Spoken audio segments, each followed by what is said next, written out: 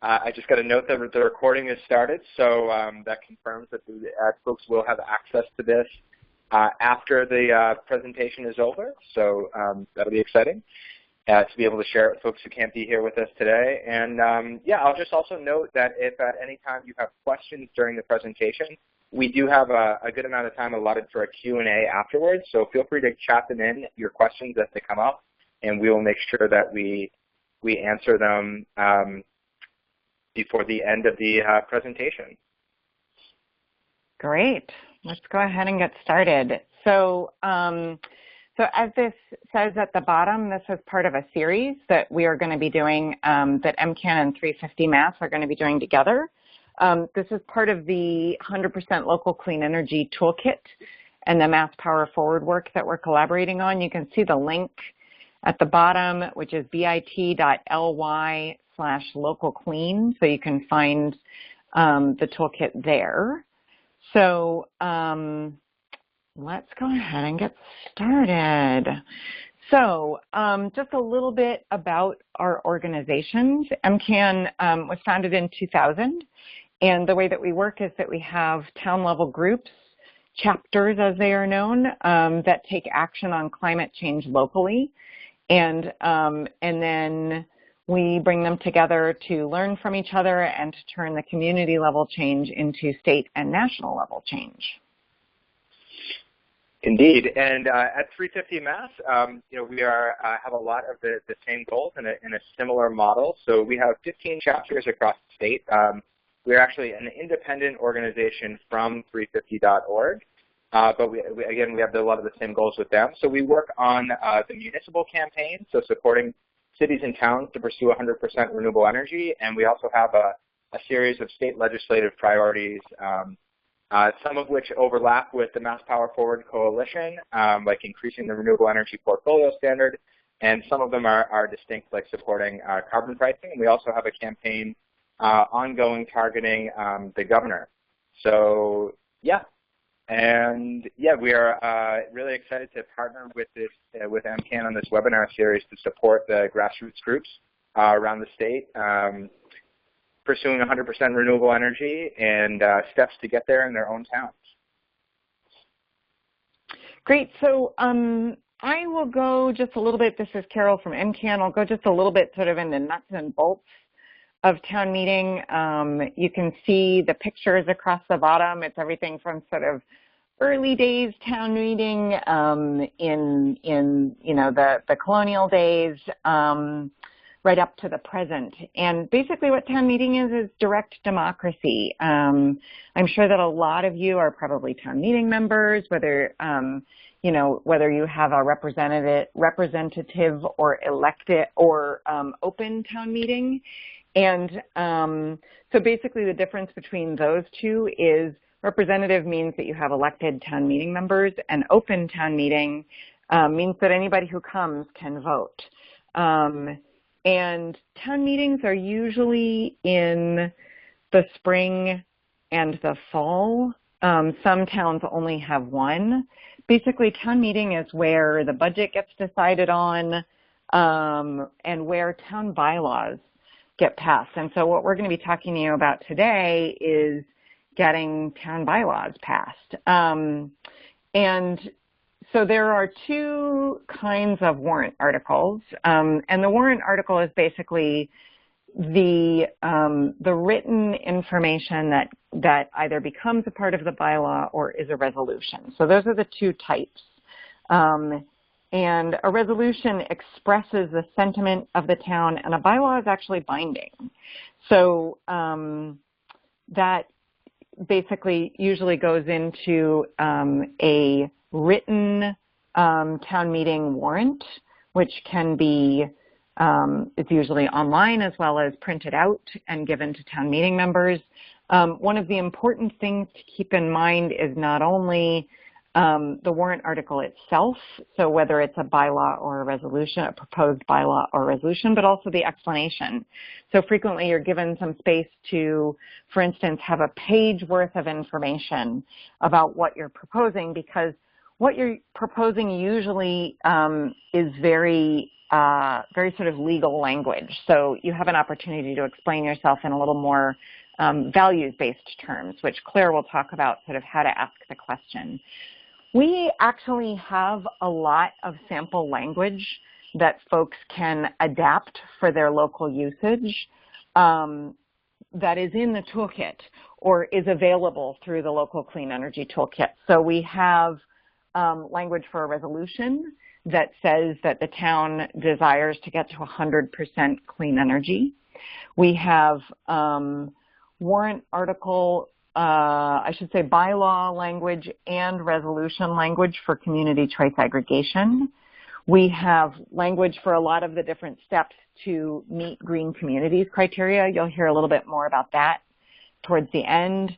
We have language to pass complete streets and solar-ready roofs and solar zoning.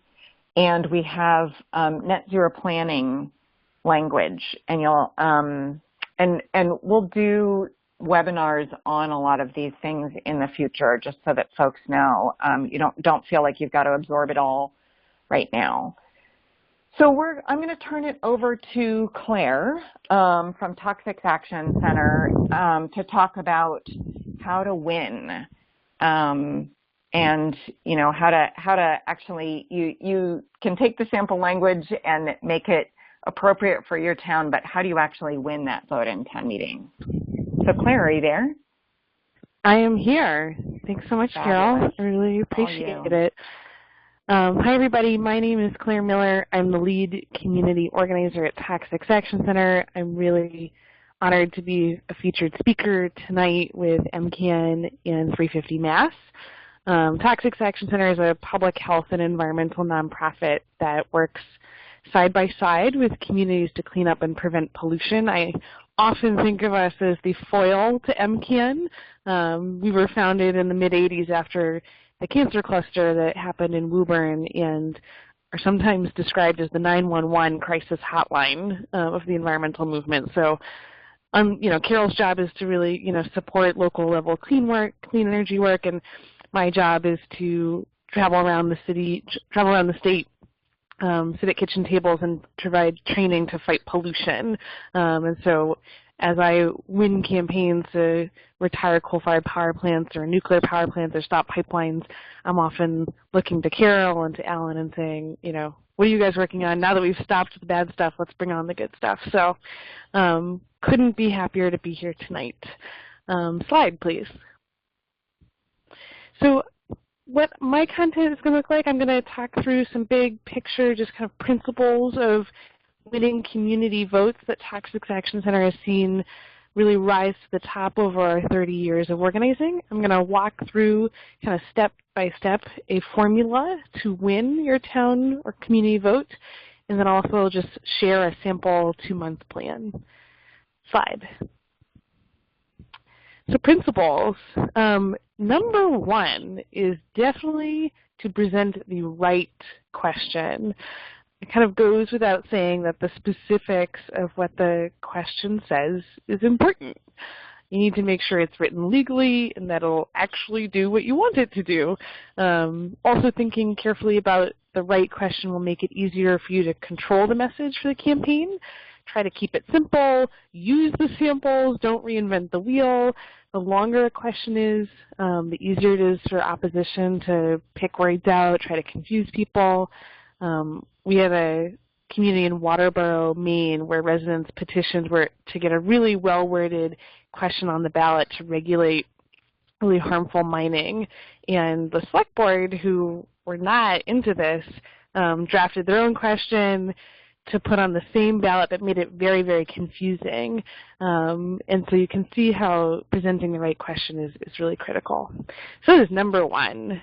Number two is to identify your supporters and get out the vote, get out those voters. You don't have to get everyone. On most local elections, less than 50% of the population votes, so you only need 25% of the population to vote yes. A town meeting vote is even easier to run because you can identify your supporters through looking through previous town meeting votes. rather than doing a gigantic community-wide campaign. And through that, you can actually kind of zero in on what you need to do. So in Boston, Massachusetts, we worked with a neighborhood group that was putting an article on the town warrant to bring municipal drinking water to their polluted neighborhood. All the private drinking water wells had been contaminated by a landfill. So they looked at town meeting votes. They realized that they had 350 yes votes. If they got 350 yes votes at town meeting, they would win. And so the core of the campaign was really focused on identifying and solidifying and making sure that 350 yes votes turned out. They ended up winning 343-7. The third principle is to create this feeling that the whole community is voting your way. Everybody wants to be on the winning side. They want to be with the cool kids, if you will. And by using campaign buttons, lawn signs, being kind of omnipresent in the community paper, having your group out and about, talking about the campaign, you can create that sense. In Reading, Massachusetts, we worked with a group where all the campaign group members wore their Vote Yes buttons all around town, all the time. And it kind of created this trend where everyone felt like they had to wear one. They organized really hard and got 1,000 lawn signs out in a town that only had 8,000 homes. And it just kind of got this tidal wave of support going. That's number 3. Number 4 is to demonstrate VIP support, so very important persons.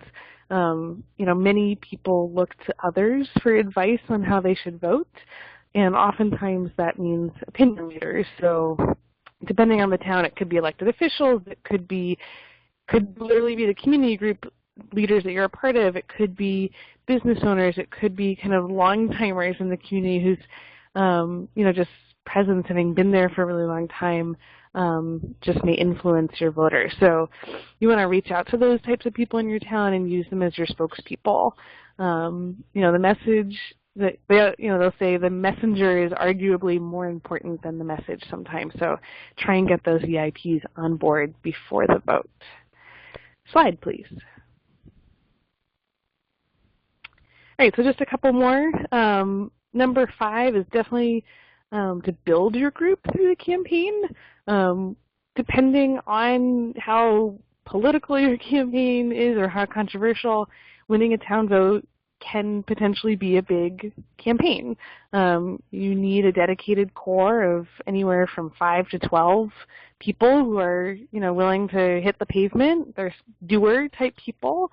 You've got to conduct voter education, get out the vote, and so you'll need reliable folks. And it's a lot of work. So you want to be growing, not shrinking. So as you're doing the campaign work, think about ways that you can be, globbing on more people. Always have a volunteer, checkbox on any kind of voter pledge. Any email that you're sending should include a way for people to get involved. We worked with a group in Waterboro, Maine that kind of started off with a pretty small core group, and they focused on this really hard as they were going through their town meeting campaign, and by the end they had literally doubled and tripled the size of their group. Number 6 is to develop and use a compatible.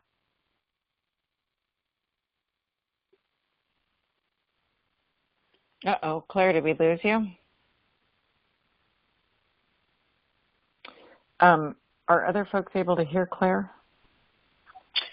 Nope, not at the moment. Front row. Okay.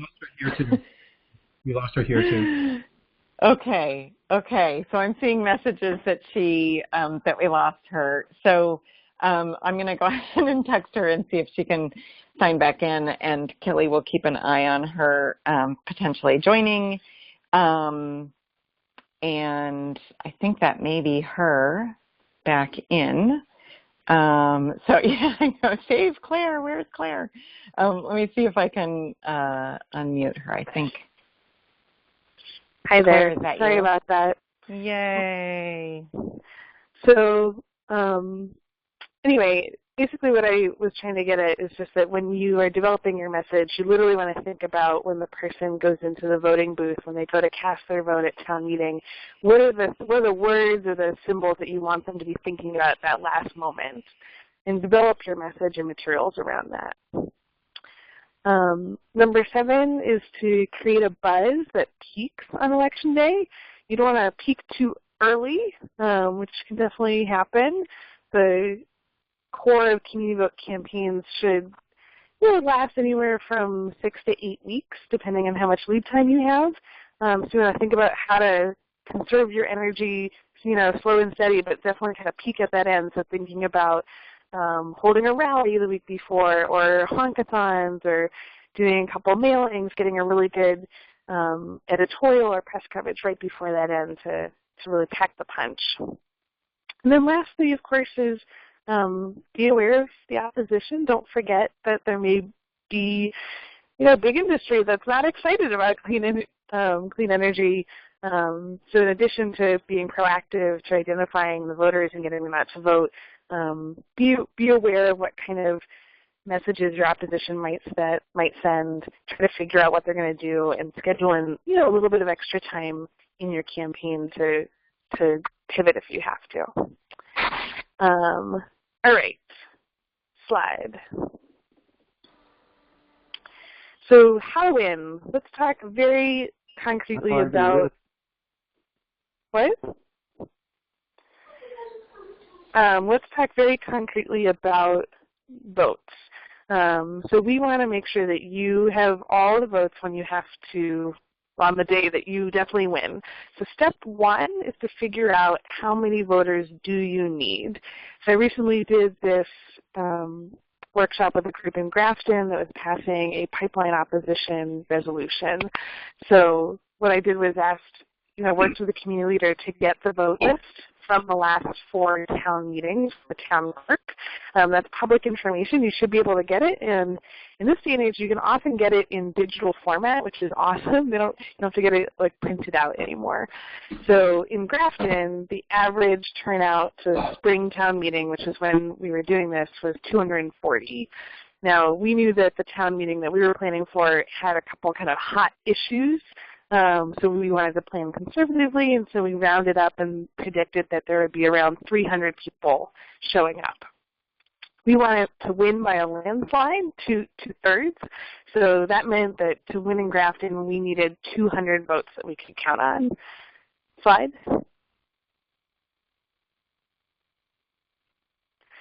So knowing that we needed 200 votes, we then actually combed through those past voter lists and identified the likely voters. So, growing up, I grew up in Massachusetts. My parents almost always went to town meeting. They were kind of reliable town meeting members. And so you want to know who those people are and kind of zero in on them. If someone has voted in the past 3 town meetings, they're very likely to vote again. So go through your rosters, compare them.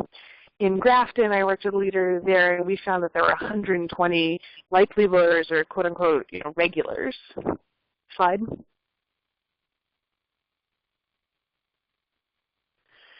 So just keeping track of the math here, we know we need 200 votes. We know that there are 120 regulars that we should specifically target. So step 3 is to kind of taking those two numbers, figure out how you're going to identify the folks that you really want to turn out.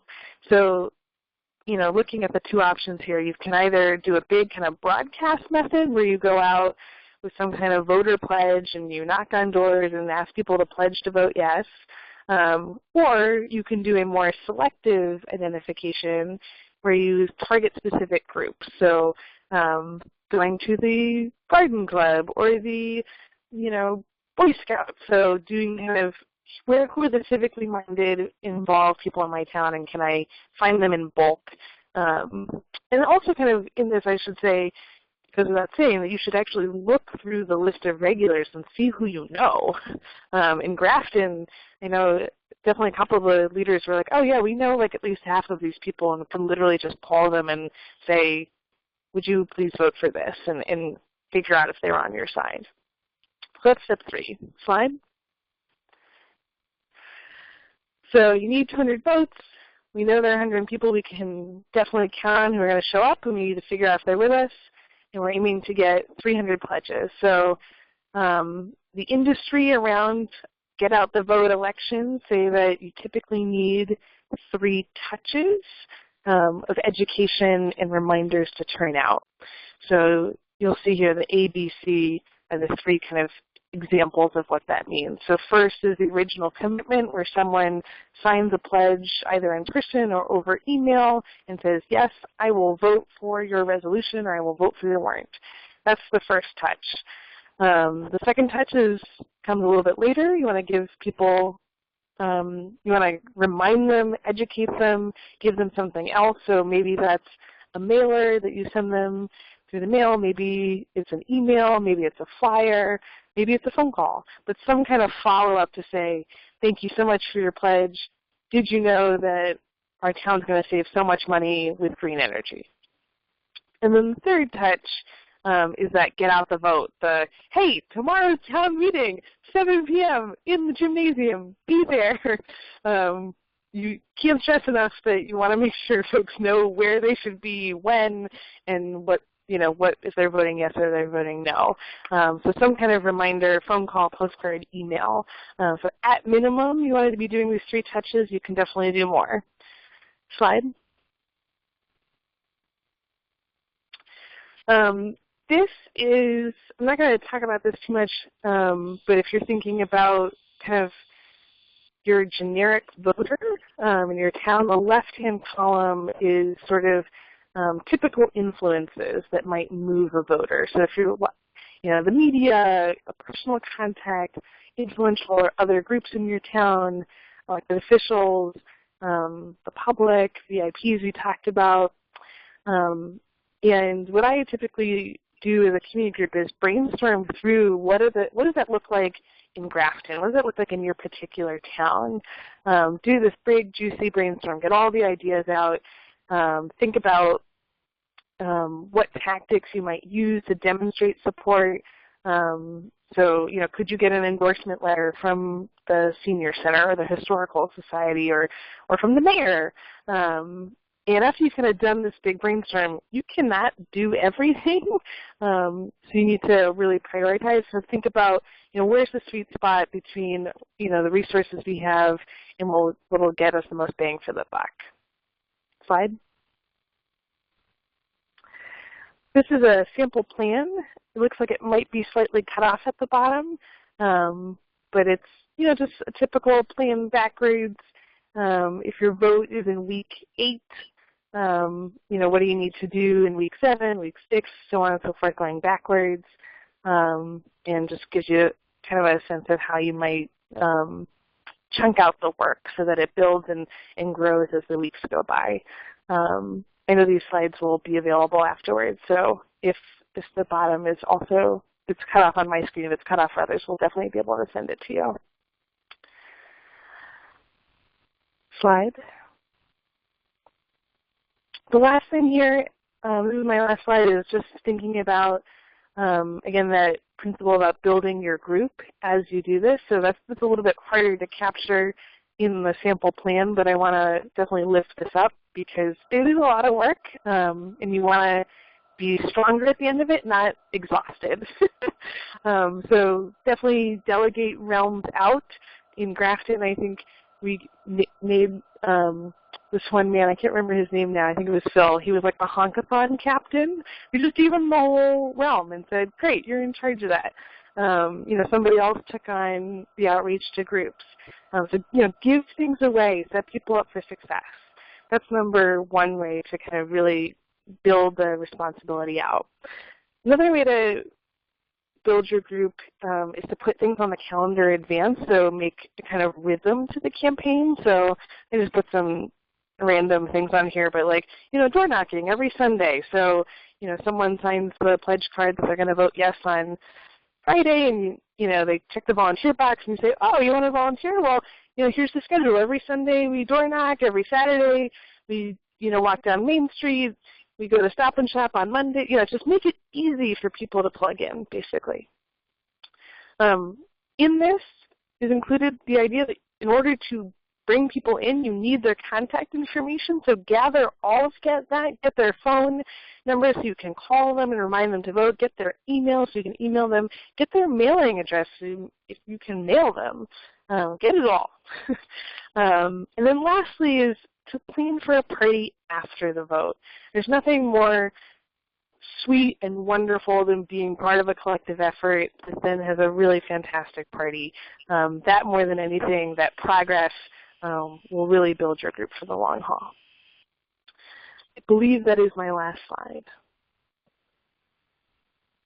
Fabulous. Thank you so much, Claire.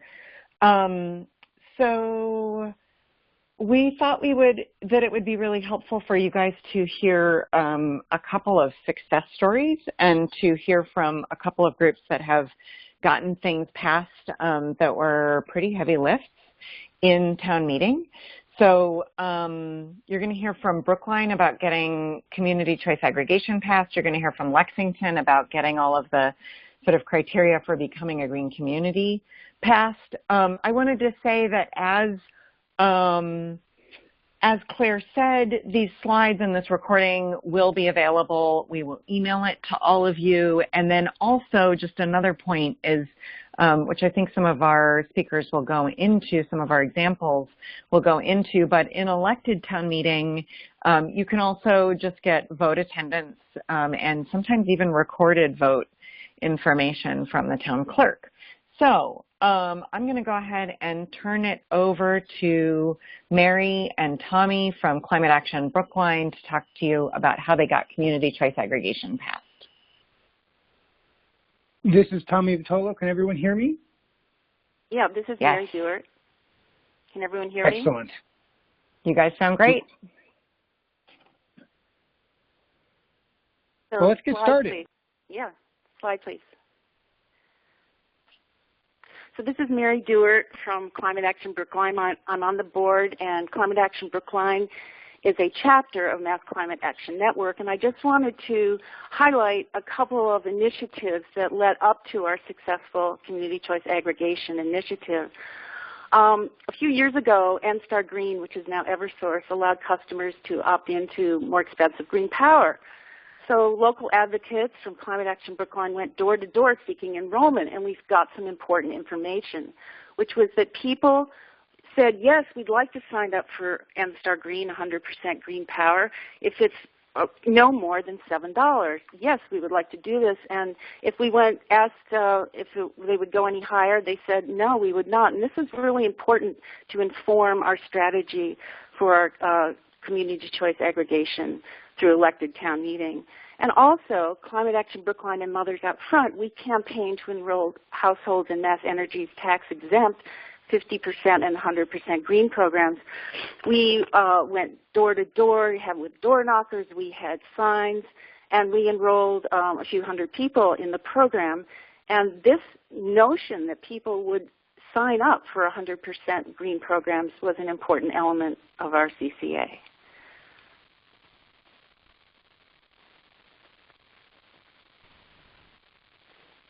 And so for the Brookline Community Choice Aggregation, recognizing that every community is different and that we had this really interesting feedback that for whatever reason, a reason we still don't know, $7 a month seemed to be the magic number for the doors that we knocked on in our town. And so given that, we ran the numbers on what were the current REC prices in Massachusetts, the green energy pricing. And it turned out that for a typical Brookline home, you could do plus 25% renewable energy for that $7. That's just where the pricing worked out. And that gave us two pretty clever slogans. One is that 25% actually doubles the renewable energy for customers because we have the state renewable portfolio standard and there is some hydro that's not covered by that standard. We have about 25% right now. So we could double it to 50. And that sort of simple math, that sort of using simple numbers was really helpful for people.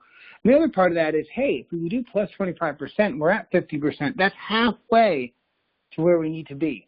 That's real progress. You know, we've got to get to 100%. We all know we've got to get to 100%. We're not all going to get there tomorrow, but let's get halfway there. And so both of those, staying in both of those ways really seem to help people feel like this is a significant thing. This is not just nibbling around the edges. This is really going after the problem. And at that point, other towns had done about 5%. And we said, you know, Brookline has been a leader in a number of social and environmental issues in the past. Let's go bigger, and let's hope that other communities then pass us, because really we want every community to be going for as much as they can go for, because, you know, it's everybody's there. Next slide, please. And as Claire said, knowing the players is very important for success. And luckily, Tommy Vitolo and Carol Oldham were both town meeting members, and they were the petitioners of our CCA. Tommy had vast experience as an energy professional and town meeting leader, and Carol Oldham was executive director of MCAN and was a skilled consensus builder. I was on the kitchen cabinet, and we had about 12 environmentally focused local government leaders and doers, people who, you know, weren't sure whether we would meet success, and we vetted very carefully the strategy and worked together as a team. We have a Green Caucus group in Brookline Town Meeting of over 240 people, and Climate Action Brookline has been very active since 2000. So we had environmental groups focused on local action, and it was big enough to influence our town meeting members. We'd been meeting more and more successes on green warrant articles. And we had a pretty green Board of Selectmen. In the past, it hadn't been so green, but the Board of Selectmen were ultimately tasked with deciding if the town should proceed and with the CCA implementation. We have an advisory committee, which is known as a finance committee, but Brookline warrant articles represent a range of policy making, and they were conservative with a small c, and we expected to be the bottleneck in the process. We didn't know whether they would embrace or steamroll. That was an uncertain question. And our whole town meeting member network of 240 members is much greener than it had been 10 years ago. So we had been passing a number of green warrant articles. And lastly, the town staff, the town council, the administrator, the staffers of Brookline's Climate Action Committee were really important participants in the process and the implementation. So we had a grip on who our players were and worked closely with them. Next slide.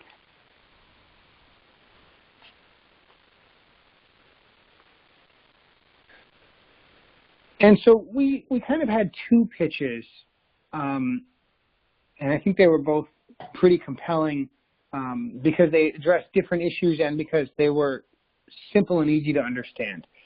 The first is that this is the single biggest action local governments can take to reduce town-wide carbon dioxide emissions, period. Community choice aggregation is one of the few tools municipalities have to have a widespread impact on emissions from their town.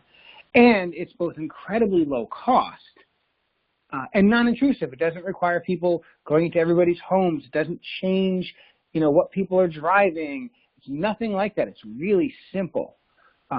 It just doesn't have a big impact on the day-to-day of people's lives, but it has this huge reduction. And the second is consumer protections were huge, right? So everyone's getting all of these letters in the mail. People are knocking on doors, making phone calls, sign up for my renewable energy, sign up for my renewable energy. We're the greenest that ever was. And some of these proposals that people are receiving through direct mail and so forth are really legit, and others may not be. And people are confused, and people don't know what's a good program and what's not. What's nice about the town community choice aggregation is it can ensure really substantial consumer protection. So we insisted that every participant must be able to opt out anytime for free. If it's not for you, get out. Not every program that folks are solicited for to join has that. And we could also point out that both the town and the state are really looking over this and really giving it careful scrutiny to ensure that people get the real deal, that they get both the green that they think they're getting and the customer service and pricing that they think they're getting And as it turned out, there was a potential for tax deductibility, which we have pursued as well. So these consumer protections, we know you guys want to do the right thing. We're going to help you do it, was a really nice sell. Next slide, please. And so we had 2 separate warrant articles. And this worked out really well because we had a really strong relationship with the selectmen before we started. The first was a bylaw that gave the Board of Selectmen the authority to sign a community choice agreement. Excuse me, a community choice aggregation agreement. Right. So ultimately, once we passed that warrant article, it was completely out of our hands in town meeting. It was entirely up to the selectmen. They could do whatever they wanted, sign or not, for any price or any renewable energy they wanted. And the second thing we did is town meeting resolved. We passed a resolution that said that we want the community choice agreement to be plus 25% renewable and cost less than $7. We want both of those things. And the selectmen were really worried. They said, well, what if it comes in that it's going to cost $9? Or what if, it comes in it's only going to cost $4? Should we have more renewable energy and go up to $7? What should we do? And we looked them dead in the eye and said, we trust your judgment. Do the best you can. And it took them a little while to get used to that idea, but it's worked out really well because we knew the pricing wasn't going to be perfect, and so we needed the selectmen to feel empowered. And that's how we went about it, and it seems to have worked so far anyway. Next slide, please.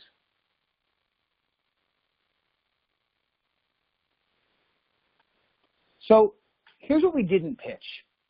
We didn't pitch lower prices through bulk purchasing. That's talked about a lot with community choice aggregation. And we chose to walk that back and, in fact, downplay when others suggested it. And we felt that was important because we knew we couldn't guarantee a specific price. And so if the bid came in dead even with the Eversource price, then we'd be liars. Then we'd be shooting the program down before we started. So what we said is we're going to try really hard to get low prices, but we're in this for the renewables, and we're going to try to stay true to that $7 target. And the other thing we stayed out of was the opt-in versus opt-out debates. Community choice aggregation is opt-out. Folks are automatically enrolled unless they take an action to not be enrolled. And that's state law.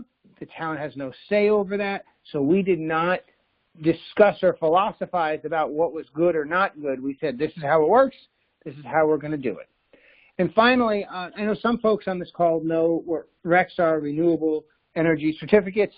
It's sort of an accounting scheme to keep track of the renewable energy while still complying with Kirchhoff's laws of physics. It's too complex. And so we did not talk about RECs in public forums, in meetings, in slide decks, on the floor of town meeting. When someone raised a question and had some prior knowledge or some interest, we pulled them aside and talked to them one-on-one. And we found that was a really nice way to address their specific concerns and not just make everybody even more confused. Next slide. So we got a lot of feedback, but the number one comment was that we should have an opt-up to the 100% renewables. Brookline is a progressive community. We had practiced that with the Mass Energy initiative, and we wisely, I think, left it up to the Board of Selectmen to decide. And it allowed them to embrace 100% and be proud of putting their own stamp on the CCA program. It was very important, as Tommy said, to trust the Board of Selectmen and get them to own the CCA and direct it in the ways we hoped they would, and it worked out very well. Next slide. So the good news was that we met with terrific success. It really exceeded our expectations. The bottleneck with the advisory committee was the particular question, but every committee vote leading to town meeting was unanimous. The selectmen, the advisory subcommittee, the advisory committee, the Selectmen's Climate Action Committee, and then finally at the town meeting vote. And we were absolutely thrilled and amazed and in awe that we had achieved this success after working together for months and months. Just as an aside of the follow-up, there was an 18-month regulatory delay. The program finally went live. There were hiccups on the roll-up, but it was nothing major, and we're going to be getting our stats very soon. We included 4 options: a complete opt-out of the whole program. You could even opt for the normal basic program and even get a better price, it turns out, than Eversource's price. The default was 25%, which if you did nothing, if you didn't send any form back in, you were enrolled in 25%, and then there's the opt-up option. So we're really delighted that we've gotten this far, and amazingly enough, the cost is really now less than $2 a month for the 25% default option, and that's much less than we expected, and it's also tax deductible because we're getting our clean energy through a nonprofit, Mass Energy.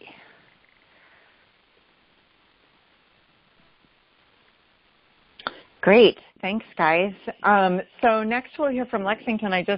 This is Carol with MCAN. I'm just going to say 2 additional things as somebody who was very closely involved with the Brookline piece. I think one thing that really actually helped us that it's not necessarily able to plan out, but there was something else that was very controversial that came up. Somebody decided sort of at the last minute to try to ban leaf blowers altogether in Brookline, and that sort of took the bright light off of us and the controversy off of us. Everybody was like, yeah, 25% clean energy. Don't ban leaf blowers, or do ban leaf blowers, or leaf blowers are a curse on humanity, or whatever it was, however people felt. But that was sort of what attracted all the controversy, and we got to make our way through with everybody thinking that what we were doing was great.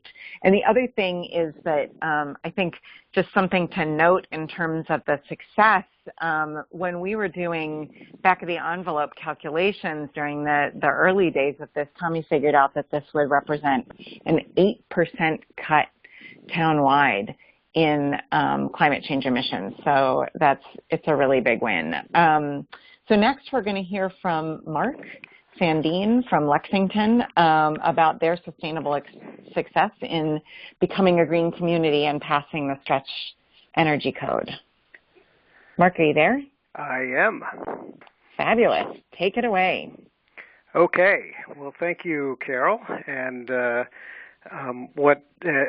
Carol mentioned, we're going to talk today about what it took to become a green community back a little while ago, and that was passing 2 warrant articles, and what we'll be talking about mainly today is the Stretch Energy Code, because that was a much heavier lift than the passing the as-of-right solar zoning. But what I also want to talk about sort of at the end of this is that the process that we went through in passing the Stretch Energy Code, we've sort of made this into an ongoing method that we've been able to repeat over and over and over again. For example, passing a climate change warrant article that commits the town to create a sustainable climate action plan and mitigate our emissions and many other things. So there's some really good aspects to learning how to do this and then making it repeatable. So let's talk about the Stretch Energy Code on the next slide. So the first thing you want to do is you want to find a coach and a champion. So it turns out that when we started doing the Stretch Energy Code, our board of selectmen, 5 selectmen, were 4-1 against doing a Stretch Energy Code. And the reason for that was that one of our selectmen was a builder and was very well respected in town and by the other Board of Selectmen members, and because he was opposed, they were not going to go against him. So we had one Board of Selectmen member who said we ought to be doing this, and Gene Krieger acted as our coach and our champion. So one of the first things I would suggest in any one of these warrant articles is find yourself a coach and a champion. Maybe that's an elected official like a selectman, or for other types of activities, maybe you want to find somebody on town staff, somebody who has budget for a project. And what we did with Gene was we identified who are the supporters and who are the opponents. And we set up meetings to listen and talk. And we decided that the best thing to do here at the early stages was not to have arguments with people about why Stretch Energy Code is good or why the objections are invalid. We just listened for the objections and the concerns and tried to understand what they were so that we could address them at a later point in time. And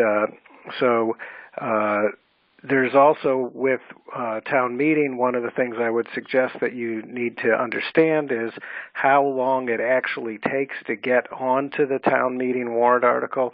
It turns out that for a spring town meeting in Lexington, you need to have had written your warrant article sometime in the December time frame and have gotten some approvals long before that. So it turns out to be quite a long road, but a successful one if you keep track of your timeline and roadmap.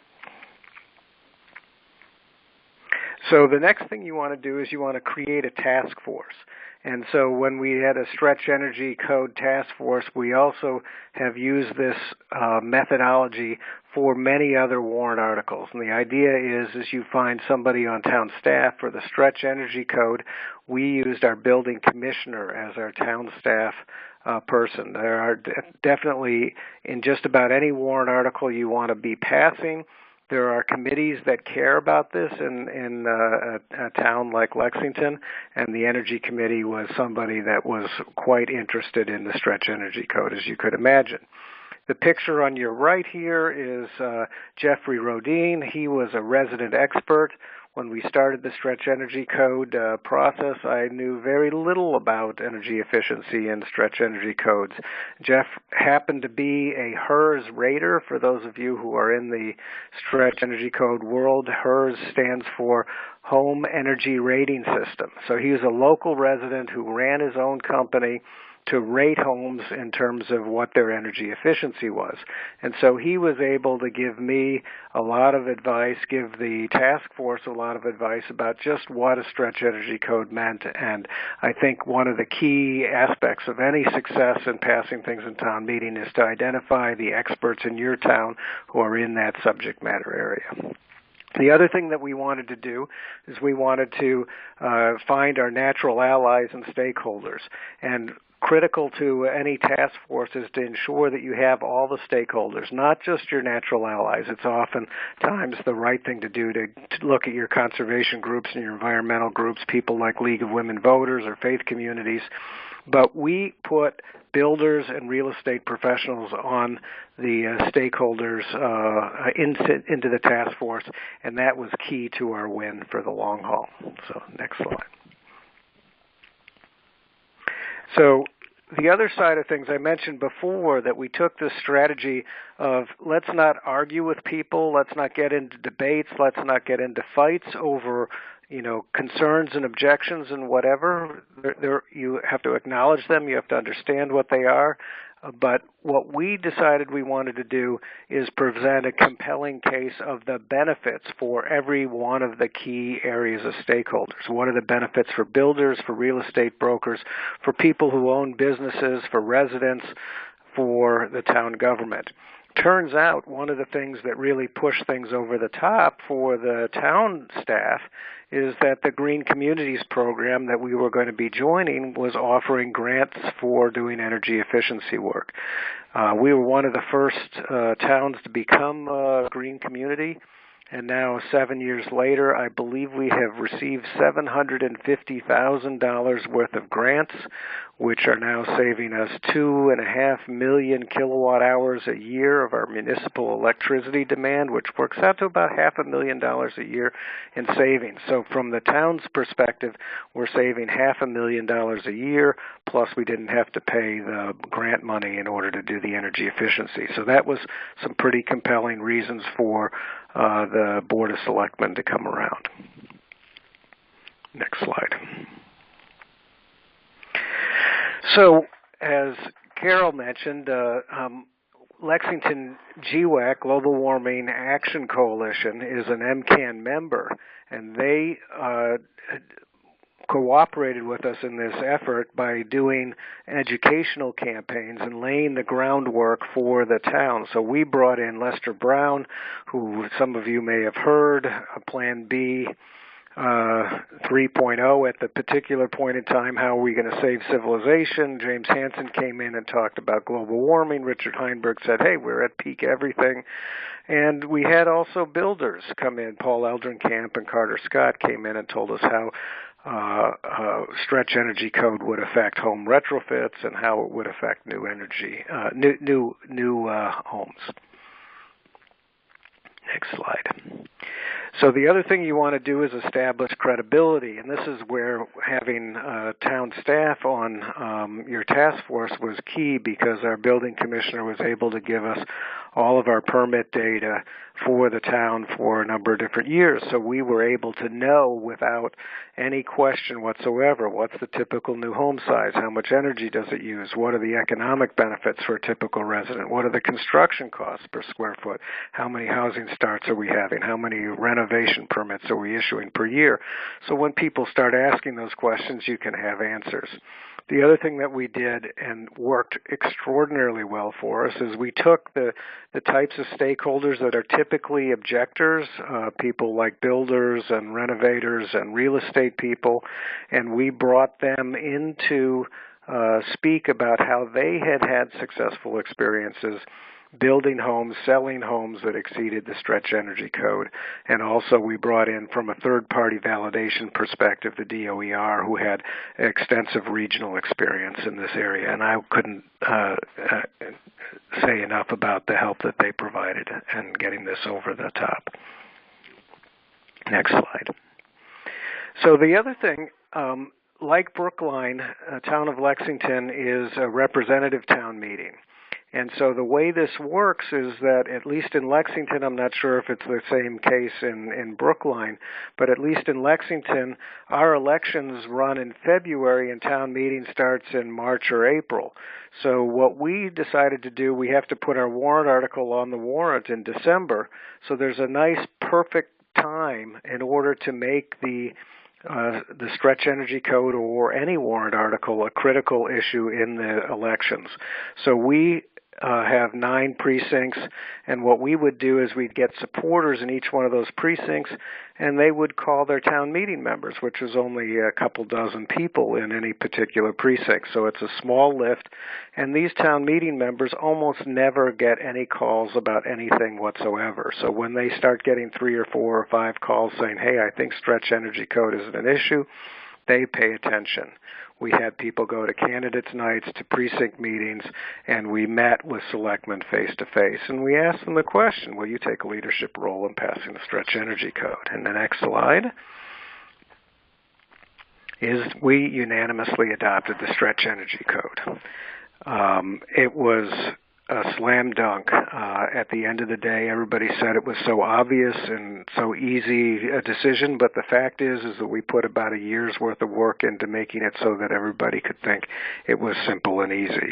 But the thing that I want to say to you is this process is repeatable. The next slide, please. And we have done this over and over and over again over the years. We formed a solar task force to put a rooftop solar on our municipal land and on our landfill.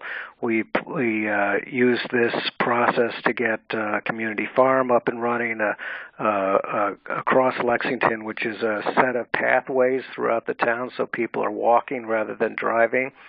And as I mentioned, the climate change warrant article is sort of the fundamental basis for all of our actions for mitigation and adaptation that we're doing in the town right now. And that climate change warrant article called for us to develop a sustainability and climate action plan. And we use that to get community choice aggregation approved. I agree completely with Tommy that this is one of the most important things that you can do as a community in order to radically reduce your CO2. We have just gone live with our community choice aggregation in the last week or so, and we estimate we're going to be saving 98 million pounds of CO2 per year from our community choice aggregation, and this will be something on the order of about 10% of our town's total emissions. So anyway, that's where we are. We're plugging gas leaks. There's a lot of different things that go on, and all of them start with forming a task force and getting your stakeholders engaged, and a highly diverse group of stakeholders on each task force. So that's what we have to say about Lexington, and I'll leave it back to Carol now. Great.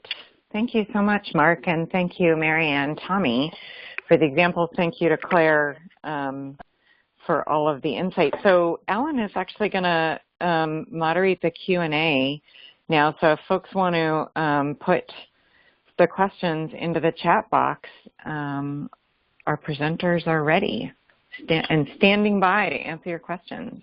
Sure. Okay. Well, we had one question from Nancy Tame right at the beginning, where she asks, what are typical objections raised to this warrant in town meetings? And so, Nancy, I don't know if there's a specific one of these warrants that you wanted to focus on, but I'll turn it over to the presenters to see if anybody dealt with any strong objections to whether it's community choice aggregation or becoming a green community or any of the other climate action town warrants that you proposed in your town. So what were some typical objections, and how did you deal with those? Is there a presenter who'd like to step up for that one? This is Tommy from Brookline. As we mentioned earlier, we knew that the advisory committee was going to be the pinch point, and that if we could get them, we'd have the world. And my theory was to just steamroll them, and actually it was Mary Dewar said, no, kill them with kindness. I'm sure we can convince all of them. Skeptical, we moved on with that strategy. And the question they said is, well, wait a minute. If you have to have an opt-out, and there has to be a default, why not make +0 the default, and then let people who want to do more choose to do more? Why you got to make +25 the default? It's a totally fair question. We just looked them dead in the eye and said, because we think it represents the town's values. And we want the default action, the easiest thing, the action where all you have to do is do nothing, to be the thing that we think most people want. And we believe most people want +25 in this community in 2017. And they bought it. I don't know if it's right or not, but it's working. We actually do have some numbers for opt-out and opt-down percent, and approximately 90% of the Brookline residential customers have stayed with +25. So that's a huge win. And that was the tough question. And you know, we didn't have data. We didn't have analysis. And rather than just saying, it's our warrant article, not yours, so go pound sand, you know, we tied it to our community's values, which I think is easy in a place like Brookline and Lexington. Not every community, you know, do you have so many allies pushing for this? But in our community, at least, we just said, this is what our town believes in. Thanks for that response. Yeah, I think that's great, and a pretty tried and true tactic is to call upon people's values. And if anybody has any other questions, please feel free to chat them in to the chat function on the web browser for the presentation. It's up there at the top with a little speech bubble. And in the meantime, while we're waiting for more questions, I don't know if there's another presenter who would like to share about how they dealt with any opposition to any of the warrant articles that they proposed. Sure, this is Mark. We had a number of objections to the Stretch Energy Code. There's a lot of people who are concerned about what might happen when you're stepping things up, and there's obviously questions in terms of cost. And so one of the things that we did with the DOER is we showed that for people who are building new homes, they typically build these homes and they purchase them with a mortgage.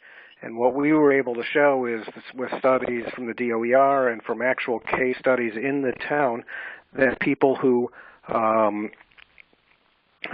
finance their homes with a mortgage were actually able to save money from the very first day they moved into their house, because the amount of energy savings they had was smaller than the incremental cost that they would be paying for the improved energy efficiency of their homes.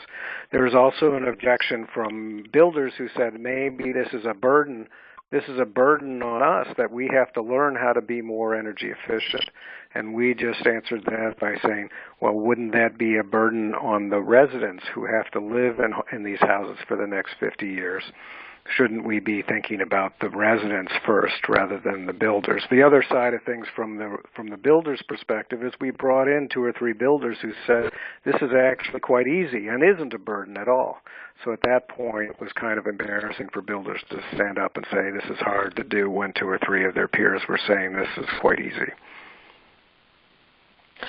And I think this is Carol, just to add to that, because I know that there have been towns that have gotten pushback recently on the stretch code. And one of the nice things at this point, and I think this is true of any of these things where a lot of towns have done it, is that you can say there are many examples, and this has been good for the town, it's been good for the residents, and it's been good for whatever business it is that you think might be complaining about it. So it's been good for the contractors and the builders, and they're doing it elsewhere. Why shouldn't we do it here?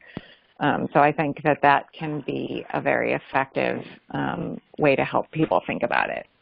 The other interesting thing, Carol, along that lines is it was kind of shocking to me. People said to me, why are you spending your time trying to pass a stretch energy code? Even if Lexington goes with it, it's not going to change anything in the whole world in the overall scheme of things, so why even bother? And it turns out that Ian Finlayson from the DOER, who is our sponsor from the DOER, took the initial success with Massachusetts to the state level, to the international level, and showed that the towns that had adopted the stretch energy code had done so and had extraordinarily positive results. And what ended up happening is that 47 states out of 50 states adopted the Massachusetts stretch code, in essence. So we went from being so kind of like, this is only going to affect Lexington to affecting 47 out of 50 states. So it's pretty amazing what can happen if you are able to start locally, and other people look to us for leadership. This is Mary. I think that's really true. I know when we started, we talked to people who had, like the people in Melrose that were initiating one of the first CCA articles, and they don't have a town meeting, but they were working with their leadership, and it really helped to talk to other towns to develop our program as well. I should have mentioned that as well. We went to Acton's stretch energy code process, and we wrote everything down that happened in Acton and used it shamelessly in Lexington. That is great. I think that there's a lot of great points there, both speaking to the opportunity for leadership, and not only for our towns and for the rest of the state and for the nation, but really on a global scale. So it's kind of an exciting position to be able to taking leadership on climate action in these ways. And yeah, also to the point of being able to look at the examples of other towns to share information. And while we go to the next question, I do want to just underscore that that's one of the resources that Carol and myself and Claire can serve as intermediaries to sort of help folks share the best practices and information between towns. So if you're trying to fight a pipeline or a toxic site in your town, certainly Claire would be a perfect person to contact. Carol has a lot of great experience in community choice aggregation and green communities, zoning, renewable energy, and code things, solar-ready roofs. And in our network, as well as others at 350 Mass, there's a lot of folks that are pushing resolutions for 100% renewable energy and, of course, taking practical steps to get there as well. So please do feel free to reach out to any of us with questions, and we collaborate all the time, and we can certainly help you track down the best answers. So another question that came in, this one from Claire, is asking about the outreach tactics that folks use. So how did you make to any of our presenters, how did you make contact with voters? Did you use phone calls? Did you use mailers or lawn signs? Or were there other tactics that you used to get in touch with voters in your town? I'll take a stab. This is Tommy from Brookline. Remember, we have representative town meeting, and so our audience was the 240 elected town meeting members, plus, strictly speaking, there are 5 selectmen and a state rep who also vote in town meeting. So that's 246. We know all their names, we know what they look like, we know their phone numbers, and we know most of them are going to be there. Right? Turnout is maybe 90% for a town meeting. So we were fully prepared to divvy up that list by precincts, who knows whom, and harass every single person until they swore they would vote yes. We ended up not doing that, and the reason why we ended up not doing that is because we had unanimous votes of support from the town boards and committees, including the advisory committee, which everyone knows is going to be the first in town to push back against an environmental warrant article if there's any conceivable argument to push back against it. Since we had their unanimous vote, we knew we were going to win on the floor of town meeting. Maybe it would be unanimous, maybe it would be 230 to 10. We didn't know what the number was going to be, but we knew we were going to win. So we actually didn't use our chits. We didn't ask our volunteers and ask our supporters to spend time running up the score. We knew we were going to win. We knew we were going to win big enough. Instead, we said, well, we're going to hold off on our volunteers because once this thing gets approved by the DPU, and we're going to talk about rollout, we promised we're going to go talk to seniors and folks who live in affordable housing and community groups and make sure they understand what the program is and what their options are. So we want to save our volunteers' efforts for that part of the process where they'll be so much more valuable. We didn't have to do a lot of voter ID or any of that because we knew we had the numbers and we just wanted to save our resources, save that act for something else. I would say that Tommy's points are right on the money. We also represent a town meeting. We have 197 town meeting members.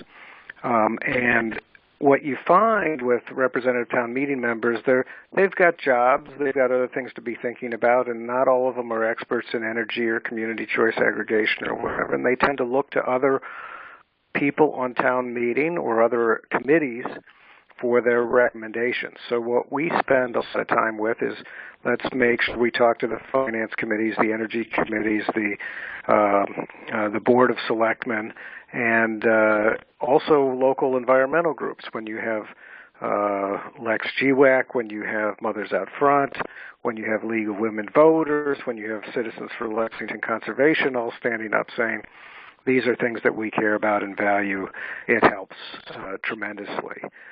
But in terms of Claire's question of how do you communicate, we use all of the communication methods we meet face-to-face.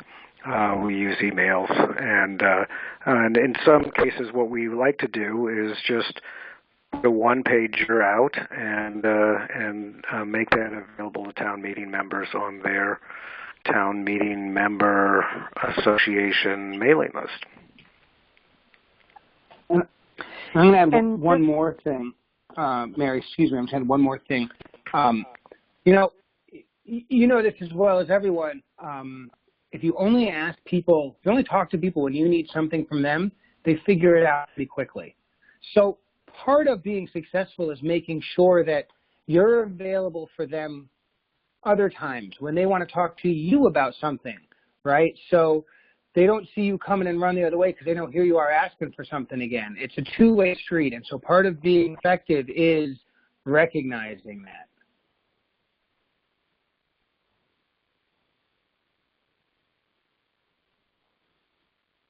Mary, did you want to add something as well?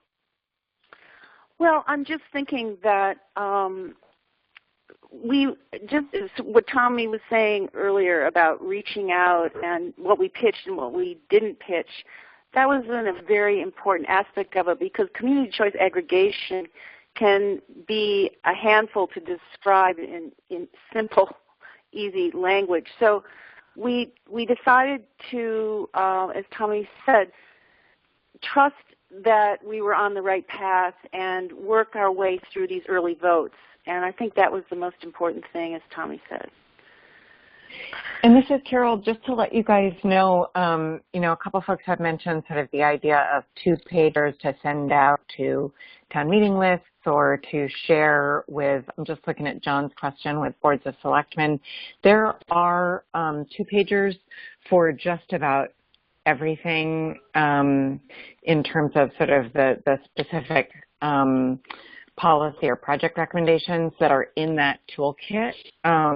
So there are 11 different fact sheets, and they have success stories from other towns as part of them. So those are supposed to be a resource for you, not only to help you learn about the issue, but also that you can take and make right for your town. We also, in many cases, have PowerPoints that you can use in town meeting, as well as sort of that sample resolution language or the sample bylaw language. So if you're doing something in your town, get in touch with us and we can help you with all the materials and resources that we've got. This is Claire.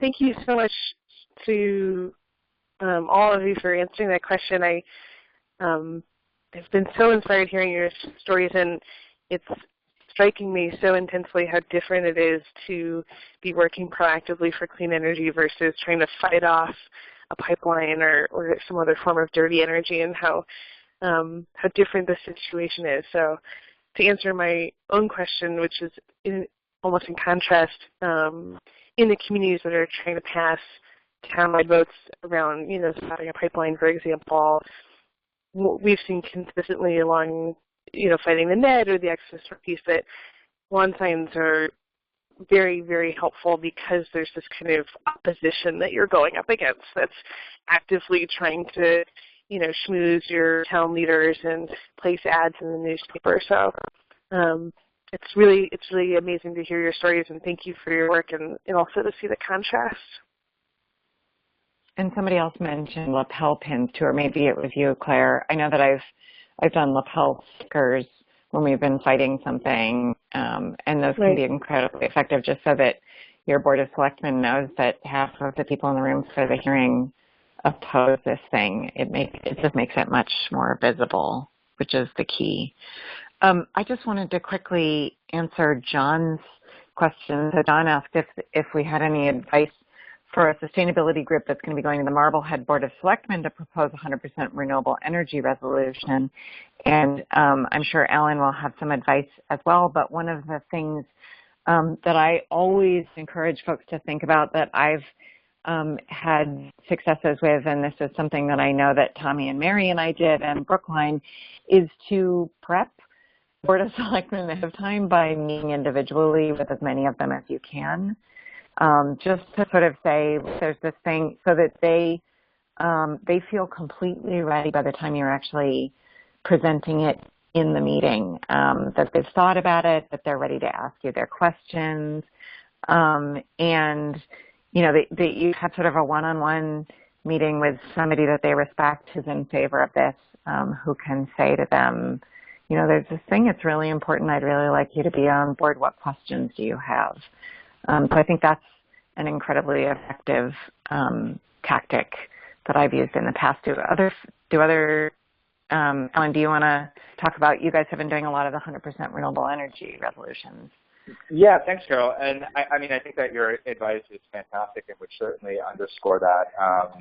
There's little better way to get somebody on board with your idea than to have a one-on-one conversation where they feel like they can be heard, especially when it's an idea that they're unfamiliar with. So doing that background work is essential. And the other thing that I would say to John and anyone else thinking about 100% renewable energy resolution is, to repeat one of the points that was said earlier about other towns. So there are at least 13 towns in Massachusetts that have already passed resolutions for committing to 100%, the goal of 100% renewable energy.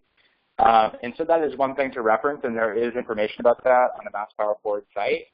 I'll also say that Through Fifth Mass convenes a conference call for folks who are working on 100% renewable campaigns in their towns every other Sunday. So this Sunday at 7 p.m.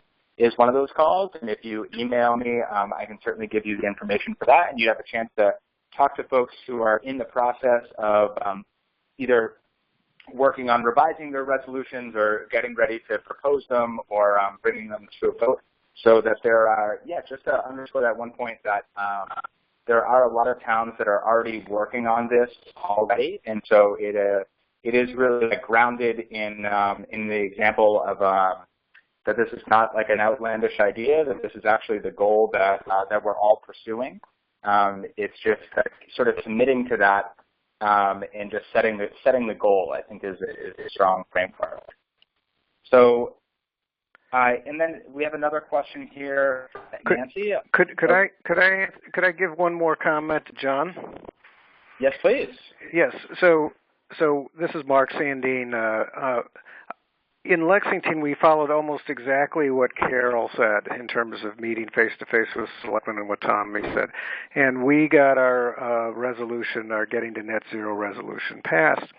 The interesting thing is that at the same time, Concord decided that they were wanting to do the same thing, and they went to their town and decided that they weren't ready to sort of push it through with just sort of the narrow support of their selectmen. So what we did in Lexington, we got the selectmen behind it, and the selectmen told town meeting that, yes, we ought to start putting together a plan to get to 100%.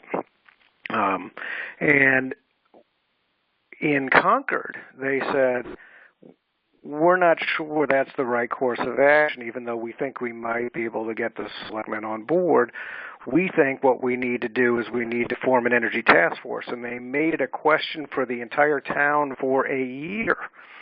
And so then what ended up happening was, after we'd been planning for a year, we're working with this small group of people, 5 or 6 or 7 or 8 people on this plan, because they have this open question for a year where they're talking as a town, should we do this or not? 300 or 400 or 500 people show up and said, yes, I'm ready and I'm willing to work on this. So it's a kind of interesting dynamic. At the first time, I was proud of myself because we're a year and a half ahead of Concord, but I think they kind of like rocketed way ahead of us because they did this process where they engaged the community, and now they have a bunch of volunteers, hundreds of volunteers ready to help them make it happen. So it's a kind of interesting dynamic. Yeah, this is Mary. I think that's true. And when Tommy talked about the Warrant article, which is a commitment, and then the resolution, we formed our second town meeting article as a resolution to get people adapted to the concept of change. And rolling out a new program is a challenge, and there'll be hiccups in the road. And that was the right thing to do in a similar kind of vein as Mark was just saying, that going at it slowly for Concord was a good way for their community, and often that kind of resolution or a task force that takes its time is often a good strategy.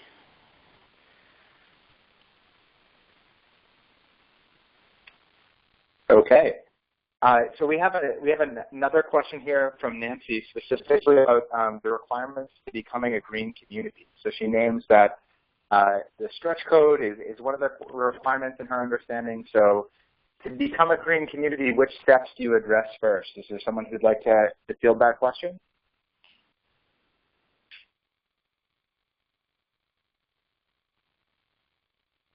Mark, take it.